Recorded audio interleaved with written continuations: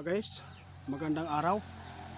Hindi ko inaasahan po ngayon si kaibigan may impormasyon patungkol po sa kapatid ni BBM. Alam po ninyo mga idol, si BBM sinisiraan po ng kanyang kapatid. At si Amy Marcos dito po sa mga Duterte kumampi. Ito ang mapapanood at mapapakinggan po ninyong impormasyon mga idol. Magugulat ka kapag napanood po ninyo ito. Ako po ay humihingi sa inyo, sana hindi kayo magalit sa mapapakinggan po ninyong impormasyon na kuha ng ating kaibigan ngayon mismo mga idol. Sa wakas nakita na ng ating kaibigan kung anong pakay ni Amy Marcos kay Sara Duterte. Pakinggan nyo kaibigan. Talaga, ngayon lang po ninyo nakita ang totoong pakay niya. Patay na. Nagtataka nga ako kung bakit po ito kumakampi dito sa kabila at sinisiraan po yung kapatid. Planado pala ito kaibigan. Nako. Salamat kaibigan. Guys, sana po ma-share po ninyo itong video para po sa kaalaman po ng lahat. Mayroon nang natuklasan si kaibigan kung bakit sinisiraan mismo ni Amy Marcos ang kanyang kapatid at kung bakit kumakampi po si Amy kay BP Sara Duterte. Ito pala ang plano mga idol. At least nalaman natin ng katotohanan. Kaya mag-ingat si BP Sara Duterte kay Amy Marcos, sabi ng ating kaibigan. No? Grabe, no? Kung ano ang lahi, talagang ganyan pong lahi nila. No? Oh, sinabi ninyo, dapat mag-ingat si BP Sara Duterte ngayon. No? Gipasulod-sulod lang ni si Vice President ni Amy Marcos para mahulog ang loob at mahulog ang paniniwala. Grabe mga idol. Alam ni Amy kung ano po ang mangyayari sa huli. Talagang alam niya kung saan pupulutin ang kanyang kapatid kapag nakaupo na si BP Sara Duterte sa pagiging presidente sa susunod na. Sus, nako po mga idol, kaibigan. Pero kaibigan, sure po ba kayo talaga? Kasi si Amy, mula sa umpisa, talagang hindi po ito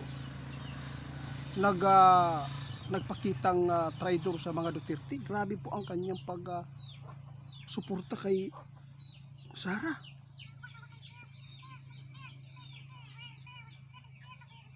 Salamat. Guys, sabi ng ating kaibigan, maghanda si BP Sara Duterte dito. Hindi kailangan na iubos mo ang iyong tiwala kay Amy. May nakita si kaibigan kung bakit, no, na kahit ano pa ang ibinabato ni Amy Marcos sa kanyang kapatid. Kita anong ibinabato? Okay lang. Basta mapahiya. Kaya pala gusto palang makuha talaga ang tiwala ng mga Duterte. Gusto ni Amy makuha ang tiwala.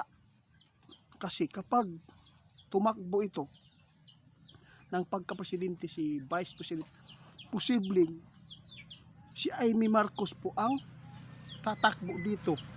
At kung magkaroon po ng ganyan pong mga tandem, kung mananalo si Amy Marcos sa pagka-Vice President, sigurado may lakas pa sila magagamit kung nasa kangkungan na si BBM.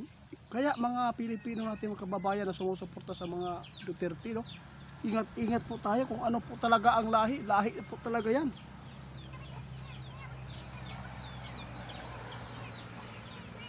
Natuklasan ito ng ating kaibigan. Ngayon lang mga idol, mula nang may rally ang ANC. Mga idol, talagang nakakabahala ito kung hindi ito ma-share ninyo. Talagang nakikita na naman po ng ating kaibigan ang kahudasan Talagang gusto lang talaga na makuha ang loob ng mga Duterte. Para ito naman po ang magta-try daw sa kay Sara sa susunod. Kung makipagtandim ka ma'am, si Vice kay Sara sa pagka-presidente o Vice, siguradong naninilikado pa rin kayo. Maghanap ka na lang, sabi ng ating kaibigan na katandim na magiging Vice mo. Huwag mong ihulog ang loob mo sa mga Marcos dahil mauuwi pa rin yan sa pag-traitor. Yun po ang nakita ngayon. Hindi ko inaasahan mga idols. Grabe po ang pagsubaybay natin sa kanila. Lahat po ng mga paninira, no, ginawa ni Amy. Alam po niyo mga idol, kahit bali-balihon pa nato ang panahon, kahit ano pa ang gagawin, no, kapatid talaga yan. Hindi papayag ang kapatid kahit masama pa yan. Talagang masasaktan ka pa rin. Ito, pakulo lang pala itong paninira dito siguro kaibigan. Oh, grabe. Salamat ninyo ha sa impormasyon guys. Ayun po ang mga impormasyon ngayon na nakuha natin kay kaibigan. Hindi ako makapaniwala na ito pala ang dahilan ng paninira ni Amy para lang makapasok si Amy sa mga Duterte. Talagang nakakaawa talaga. Grabe kung ano po talaga ang puno mga idol. Talagang yun na talaga ang mga bunga. Pasensya na, sana hindi kayo magalit mga idol. Si kaibigan lang po ang sisihin nyo dito kung bakit ito na bulgar na kuhang impormasyon. Hindi ito maganda mga idol.